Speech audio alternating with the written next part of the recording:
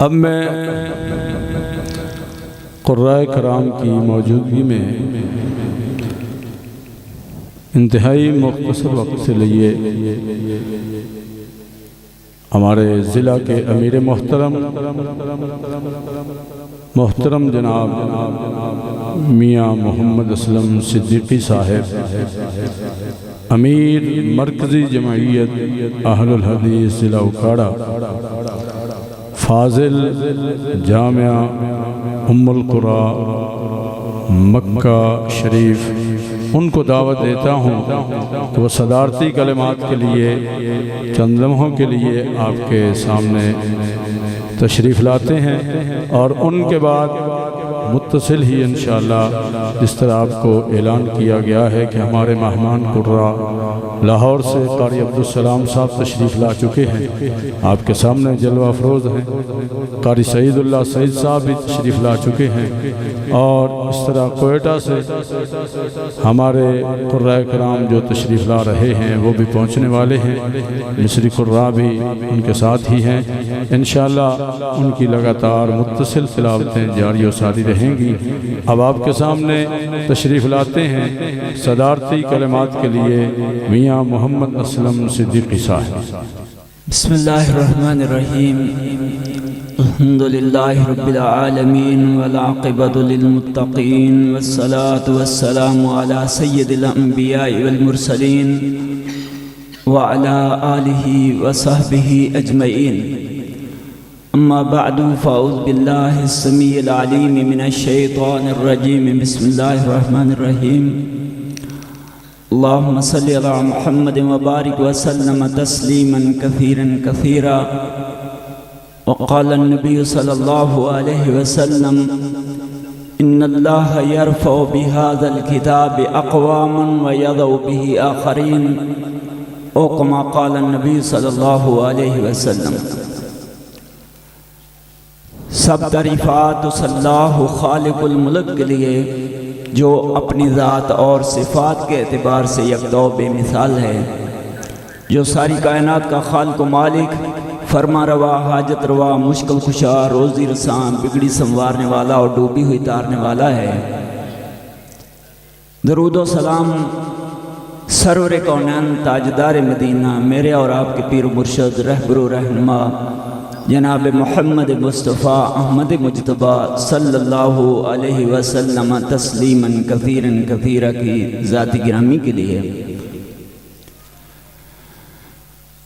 سب سے پہلے تو میں مبارکباد پیش کرتا ہوں اپنے محترم بھائی قاری ابو بکر صدیق صاحب حفظہ اللہ کو، رائے عبد الوکیل صاحب، رائے نور احمد صاحب،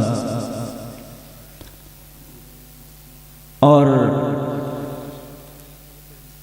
ان کے جتنے بھی رفقا ہیں، رائے جعفر صاحب ہیں، جتنے کابینہ کے جو جامعہ کی انتظامیہ ہے، ان سب کو مبارکباد پیش کرتا ہوں کہ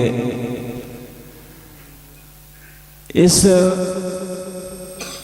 مادی دور میں، اور جب نفس و نفسی کا عالم ہے کہ ہر آدمی اپنے کام کاج میں اسے فرصت نہیں ملتی، تو انہوں نے اللہ کے دین کے لیے، کتاب اللہ کے لیے اس محفل کو سجایا ہے۔ اللہ تبارک و تعالی سے میں دعا گو ہوں، اللہ اس انتظامیہ کو اور جامعہ کے اساتذہ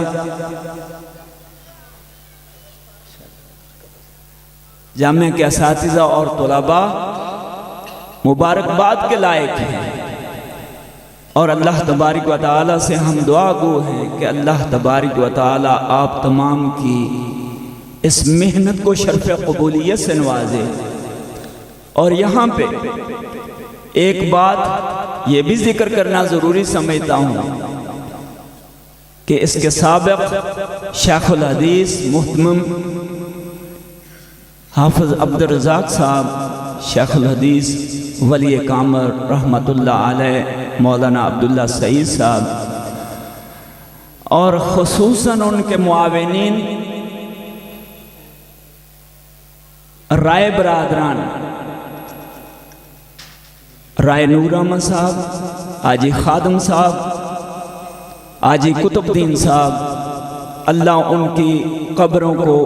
نور سے منور فرمائے اور ان کی خدمات کو شرف قبولیت سے نوازے۔ ان کا بھی اس ادارے کی تعمیر و ترقی میں بڑا اہم کردار ہے۔ اور اسی طرح میں اپنے آنے والے معزز مہمانان گرامی میں قاری سعید اللہ سعید صاحب، عبدالسلام عزیزی صاحب، انعام اللہ عثمانی صاحب اور جتنے بھی ہمارے دوست احباب گرامی علماء کرام جو تشریف لائے ہیں، میں ان کو ان کی آمد پہ ہدیہ تبریک پیش کرتے ہوئے ان کا شکریہ ادا کرتا ہوں اور اللہ سے دعا گو ہوں کہ اللہ تبارک و تعالی ان کا آنا اپنی بارگاہ میں شرف قبولیت سے نوازے۔ تو حقیقی بات یہ ہے کہ میں تو آپ جماعت کا خدمت گزار ہوں، خدمتگار ہوں۔ اصل آج ٹائم تو ہمارے مہمانوں کے لیے ہے۔ میں صرف اپنی ایک بات کر کے اپنی گفتگو کو ختم کرتا ہوں۔ میں تو صرف شکریہ ادا کرنے کے لیے حاضر ہوا تھا۔ نبی کریم صلی اللہ علیہ وسلم کا مختصر فرمان پڑا ہے۔ آپ نے ارشاد فرمایا ان اللہ یرفع بہذا الکتاب اقواما ویضع بہ آخرین۔ اللہ تبارک و تعالی اسی کتاب اللہ کے ساتھ، اسی کی وجہ سے بہت سے لوگوں کو عظمتوں اور رفتوں سے نواز دیتا ہے، عزت اور وقار سے نواز دیتا ہے۔ جنہوں نے اس قرآن کو اپنے سینے میں محفوظ کر لیا، حاملین قرآن بن گئے اور اس کتاب اللہ پہ عمل پیرا ہوئے اور اس کتاب کو اپنا اوڑھنا بچھونا بنا لیا، اللہ تبارک و تعالی اس دنیا میں بھی اور آخرت میں بھی ان کو عزت اور وقار سے نوازے گا۔ اور جنہوں نے اس سے پہلو تہی اختیار کی، اس انحراف کیا، اس سے منہ پھیر دیا،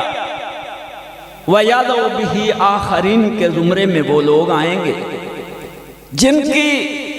جن کو ذلت اور رسوائی کے علاوہ اس جہاں میں کچھ نہیں ملے گا۔ ذلت اور رسوائی ان کا مقدر بنے گی۔ وہ معزز تھے زمانے میں مسلمان ہو کر اور خوار ہوئے ہم تارک قرآن ہو کر۔ اگر ہم چاہتے ہیں کہ اللہ تبارک و تعالی ہمیں اس دنیا میں بھی عزت اور وقار عطا فرمائے اور آخرت میں بھی اللہ ہمیں کامیاب اور کامران فرمائے، تو ایک ہی رستہ ہے۔ میں اپنے آنے والے تمام معزز مہمانوں سے یہ درخواست کروں گا کہ اپنی اولاد میں ایک بچہ تو کم از کم دین کے لیے آپ وقف کریں نا، تاکہ کل ہمارے اس دنیا میں چلے جانے سے، دنیا سے چلے جانے کے بعد ہمارے لیے کوئی دعائے خیر کرنے والا تو ہو، ہماری نماز جنازہ پڑھنے اور پڑھانے کی صلاحیت رکھنے والا تو ہو، ہمارے لیے کوئی دعائے خیر کرنے والا تو ہو۔ ہم اپنے بچوں کو انجینئر بنائیں، ڈاکٹر بنائیں، میں اسے اختلاف نہیں کرتا، یہ بنائیں، اس کے ساتھ ساتھ دین کے عالم بھی بنائیں، کاروباری بھی بنائیں، دنیاوی علوم سے آراستہ بھی کریں۔ یہاں پہ ایک مجھے قول یاد آیا علامہ ابتسام الہی ظہیر حافظہ اللہ کا، کہنے لگے میں نے بہت ایم اے کیے دنیا کے اپنے علوم میں، غالباً 6 ایم اے ہیں، مجھے وہ عزت اور رسپیکٹ، وہ عزت اور وقار دنیا کے علوم کو حاصل کرنے، دنیا کی ڈگریوں کو حاصل کرنے سے کہیں نہیں ملا جو مجھے اللہ نے قرآن کریم کی وجہ سے، نبی صلی اللہ علیہ وسلم کے فرامین کی وجہ سے دیا ہے۔ اگر ہم چاہتے ہیں کہ کل کو ہمارا کوئی صدقہ جاریہ بنے، ہمارے لیے دعائے خیر کرنے والا ہو، تو میری آپ سے یہی درخواست ہے کہ اپنی اولادوں کو قرآن کریم کی تعلیم سے آراستہ کریں۔ حدیث رسول اللہ صلی اللہ علیہ وسلم کے علم سے منور کریں۔ اللہ ہمارا حامی و ناصر ہو، اللہ ہمیں عمل کی توفیق عطا فرمائے۔ وآخر دعوایا ان الحمدللہ رب العالمین۔